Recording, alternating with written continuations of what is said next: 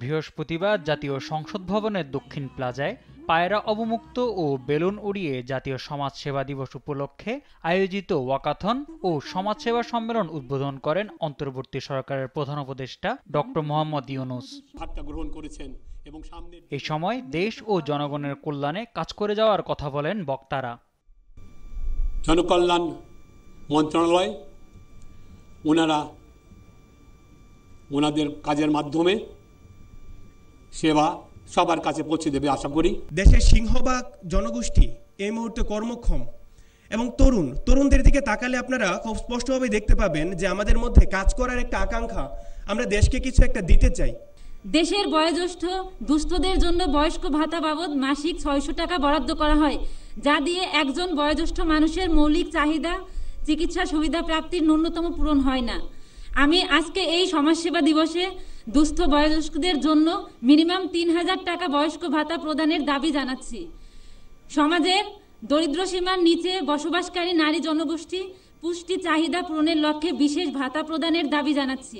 প্রধান অতিথির বক্তব্যে প্রধান উপদেষ্টা বলেন, শুধু ব্যক্তি স্বার্থে নয়, জনগণের কল্যাণে সামাজিক ব্যবসার প্রসার ঘটাতে হবে।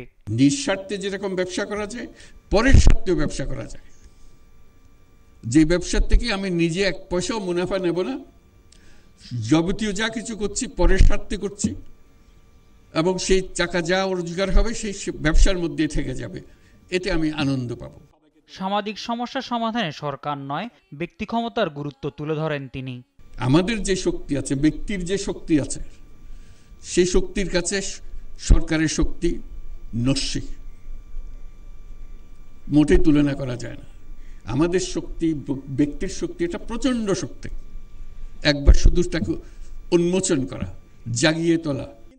সমাজসেবা প্রতিটি মানুষের দায়িত্ব, আর মন্ত্রণালয়ের কাজ সবাইকে তা মনে করিয়ে দেওয়া বলেও জানান ডক্টর ইউনূস। সমাজসেবা প্রতিটি মানুষের দায়িত্ব।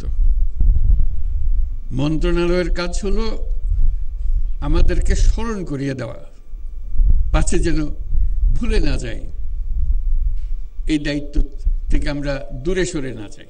দেশ ও জনগণের সেবায় সবাইকে সরকারের পাশে থাকার আহ্বানও জানান প্রধান উপদেষ্টা।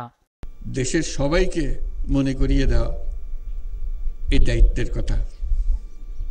আশা করি এই আহ্বান সবার কাছে পৌঁছবে। মোহাম্মদ সাকিব, দেশ টিভি, ঢাকা।